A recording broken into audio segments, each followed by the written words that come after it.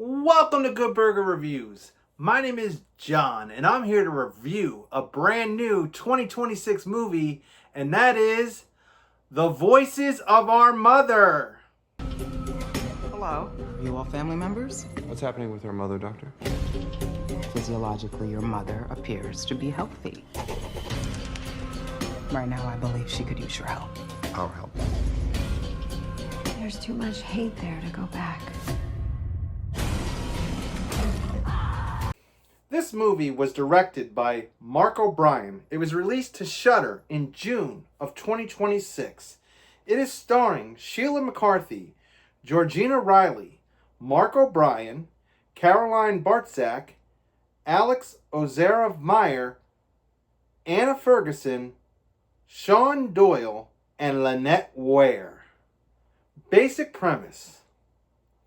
When a family matriarch falls seriously ill, her four estranged siblings return home to determine whether she has dementia or is possessed by evil forces.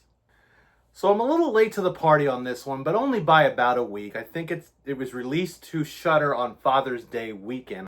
When I think of The Voices of Our Mother, it is a very crystal clear movie blend in this one. And when you hear what two movies blend into this movie, you're going to say, like I said, what an odd blend. But when I think of this movie, I think of The Exorcist meets I Know What You Did Last Summer. And yes, what a strange blend.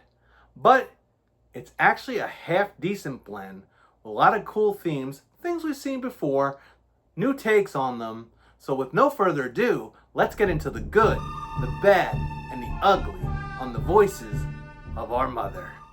Please like, subscribe, tap that notification bell, all that jazz. What are you waiting for, huh? What are you waiting for? So the first thing that I'll put in the positives is that this is a demonic possession.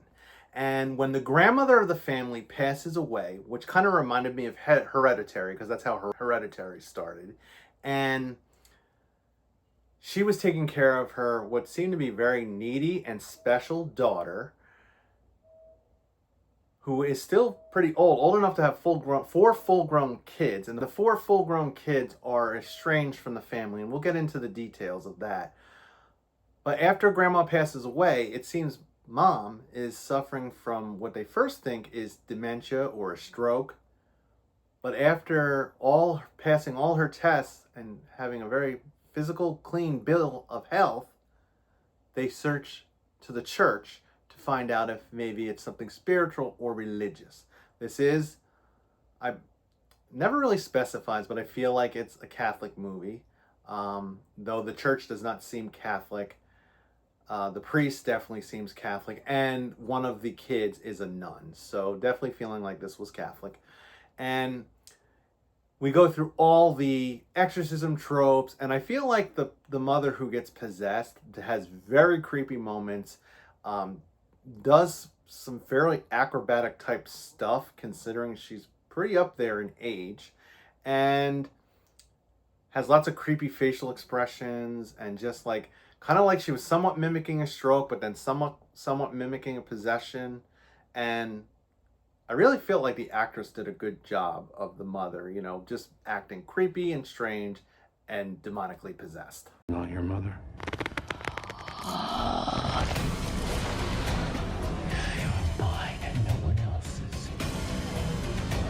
And I will say overall, the acting for this being a low-budget film seemed pretty good. The four people who are the kids, even though they're full-grown kids, I felt like they really did a decent job having drama amongst themselves. There's lots of story behind it. This story is very packed with like a backstory. We'll get into what the backstory is. But these kids were giving me the I Know What You Did Last Summer vibe. And it's ironic that there is four of them. So the oldest brother was reminding me of Ryan Felipe. And then the younger brother was reminding me of Freddie Prinze Jr. Their characters in I Know What You Did Last Summer. And then the older daughter was reminding me of Sarah Michelle Gellar. And the younger daughter, who is the nun, of course the most cleanest in the group, is the nun, was reminding me of Jennifer Love Hewitt. And I'll let this lead me to the mix. And in the mix was, this movie seemed like to have a lot of tonal shifts. And in one moment, the characters are laughing and having a grand old time. And the next moment, they are downright vicious, serious, having dramatic drama. And it just seems like with a flip of a switch, some of these characters are changing their moods and attitudes because of the story. But there was also other tonal shifts. So like this movie in the beginning kind of has a rough start. And I started to, at first I thought I wasn't going to like it because it, oddly enough, I couldn't even tell when this movie was initially, because as soon as the movie started, I thought, are we like in the 1800s? You know, the church looks really old. There's a goblin on the top of it. You know, we're opening with grandmother and mother, and it seems like they're from another century. And there was something in the thing about ancestral demons in like the story that I read on it. And I thought, okay, 1800s, not bad. I can work through this. But then instantly it flips to like a 1970s phone with the, you know, the digits. And I'm like, okay, not in the 1800s. We're in the 1900s, I guess, because there's this old school phone in there.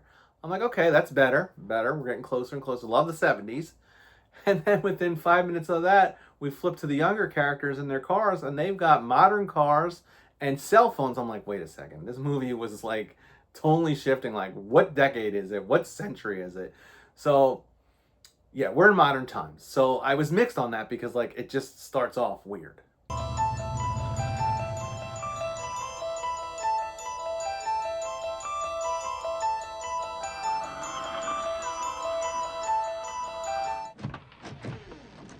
Mrs. McNeil. Yes. I'm Father Mary.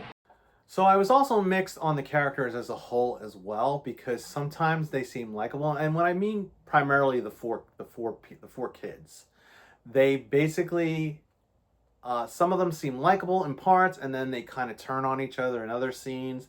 So I start rooting for one, and then started changing my mind. You know, it just seemed like some of these characters were going down a certain route, and then the next thing you know, there's some of them are just rotten. And I'll have to elaborate on this mixed emotion in spoilers. Wait, What? should we check his wallet and see who he is? Why? I don't know, okay? Just to know. I don't want to know. Let's just pretend he's some escaped lunatic with a hook for a hand and we're doing everybody a favor. Ray, help me. I don't think I can, Barry. Shit! We agreed! God, come on, Barry, it's not too late. You! Shut up! Just shut up! Why somebody else do it? But I felt the same way about the acting as well. Like, sometimes they were very, very captivating. Some of these, especially in the second act seemed to have the most captivating scenes, the most drama, the most plot devices and story, things that we're learning about their history and stuff going on in it. And it was just very intense. The beginning and the end, you know, so it's a sandwich with weak ends and meaty in the middle. I don't think it's a good idea for all of us to be in this house. Why is... Stop. Come on, Therese. Come to tuck me in? So I'll let this bring me to the negatives. And in the negatives is even though I was getting very captivated by some of these scenes and the story, the I Know What You Did Last Summer plot meets the Exorcist plot, kind of getting overshadowed by the CGI. Okay, so there's a demon in this movie, very CGI. There's a big fire at the end, very CGI. The budget started to reveal itself throughout this movie.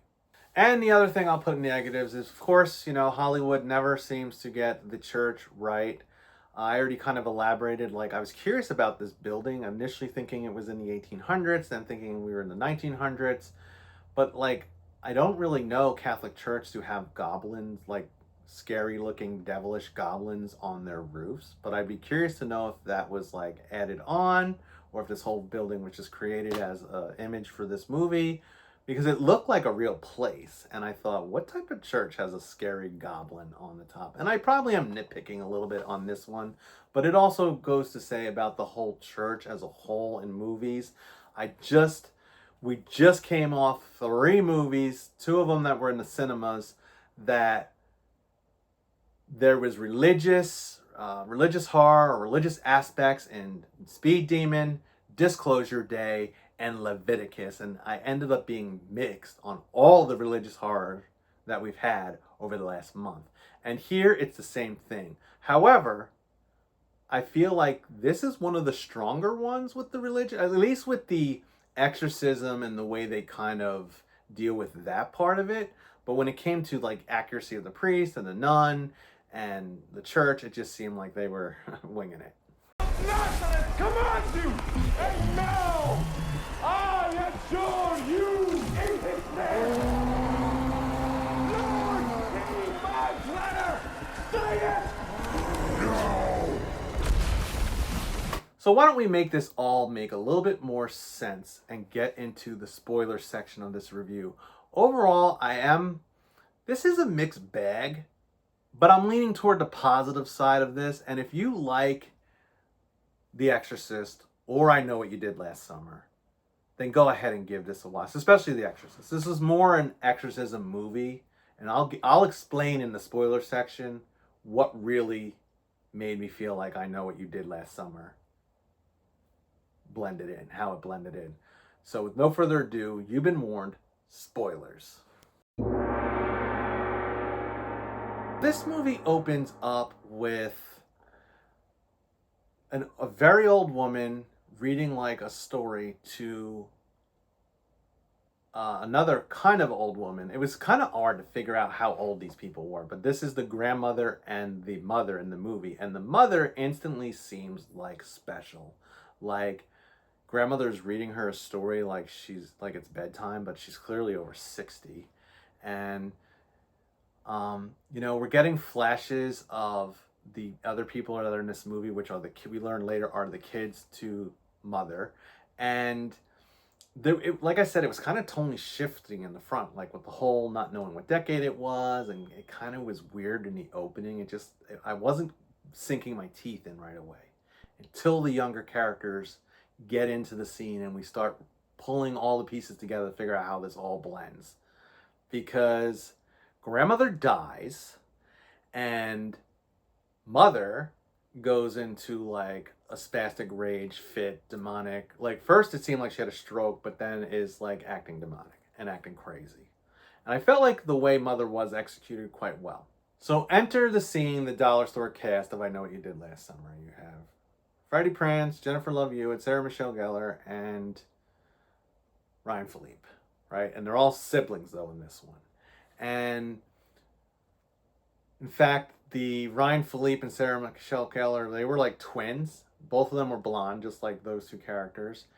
The Ryan Philippe guy, who also is the director of this movie, he basically was giving me a Ryan Philippe and I Know What You Did Last Summer vibe. Like he was demanding, he was being bossy about the backstory, he was bossing the other siblings around, especially the brother and the twin. Then you have the sister, the twin sister, who kind of looked like she was shot right out of the 80s with her hair and her attitude. And she was another one where I was kind of mixed on, because in some scenes she seemed pretty decent, but then it seemed like she hated mother the most. And I thought, why her? And when I get into the backstory of these characters, you're going to say, well, yeah, why her? And then the youngest brother, who was giving me the Freddie Prinze Jr. vibe, he basically was also like, he struggled with addiction, he did drugs and drinking, got all those addictions that, young people do. And, because of their backstory is why. And then the girl who kind of was giving me the Jennifer Love Hewitt vibe, she basically was the nun. So, all right, so why are they all estranged? What the hell happened? Why is this family so nuts? When they were younger, when they were all young kids, mother had a husband, and husband was seriously abusive. I don't even think they show a picture of husband. We never get a flashback of husband, But we hear all these stories about how abusive he was. Now, he seemed to be most abusive to the Jennifer Love Hewitt character, the nun, who basically, he beat her to the point where she had a compressed lung. And as these kids all aged out, they basically took off and started their own lives.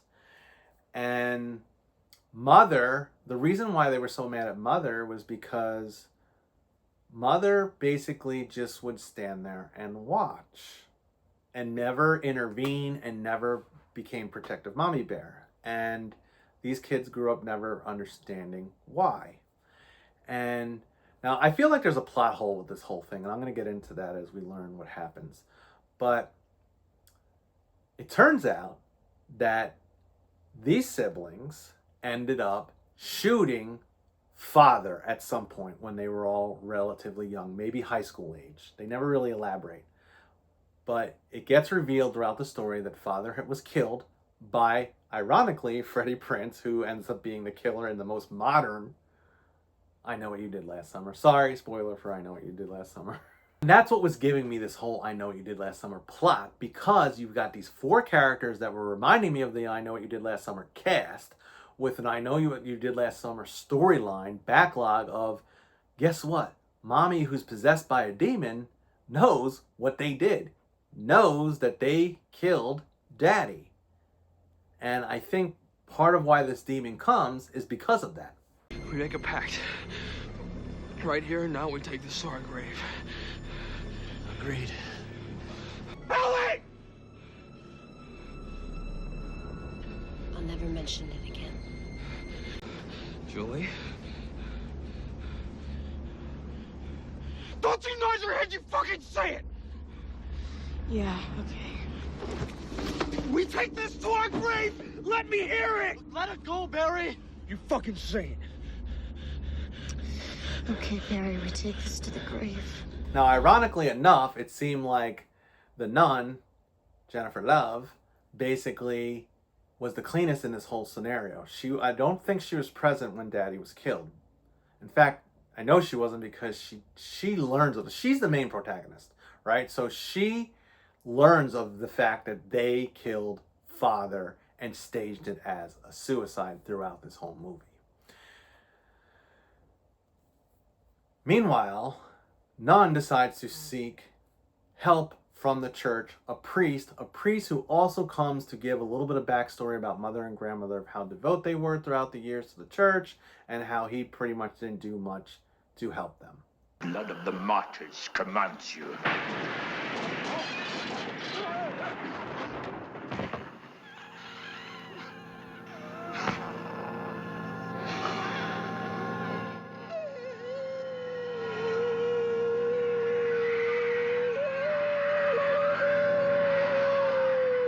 So a big part of this movie, siblings are taking Mommy to the doctor, and the doctor keeps saying she's fine, she's fine. The best thing she needs is the loving care of the family.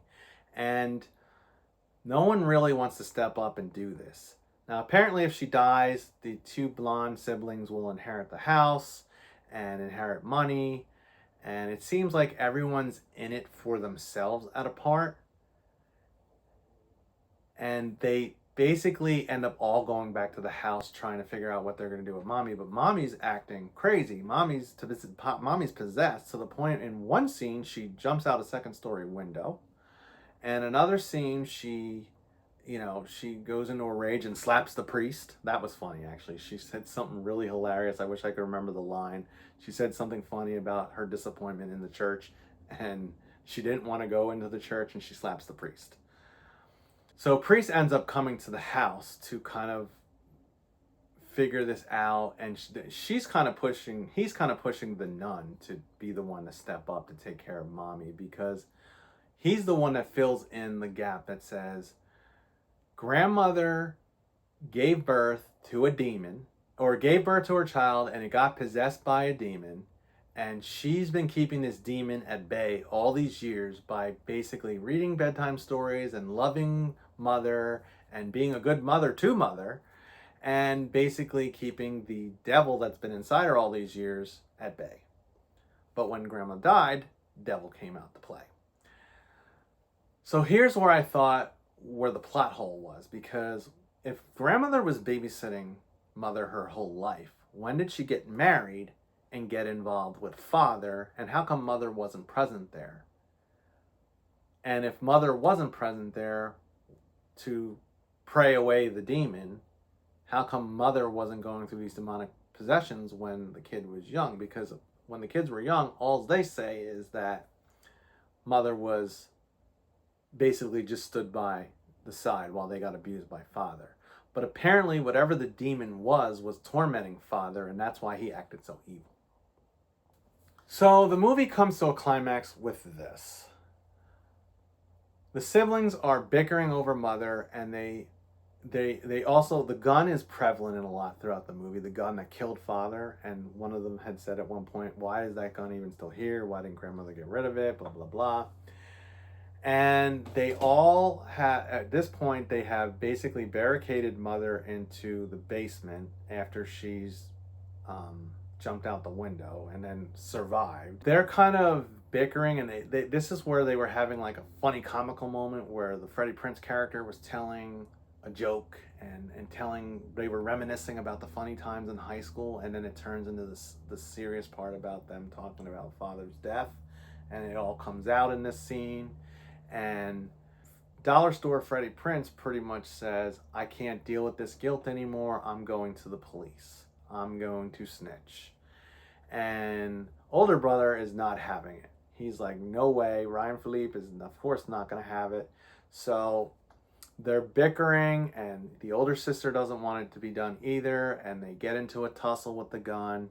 And the Freddie Prinze younger brother basically ends up shooting the twin siblings. And oldest brother dies immediately. Twin sister bleeds, and I don't really think I assume she bleeds out completely before it's over and dies as well. And then younger brother Freddie Prinze shoots himself. So now the nun, the Jennifer Love character, basically watched all this.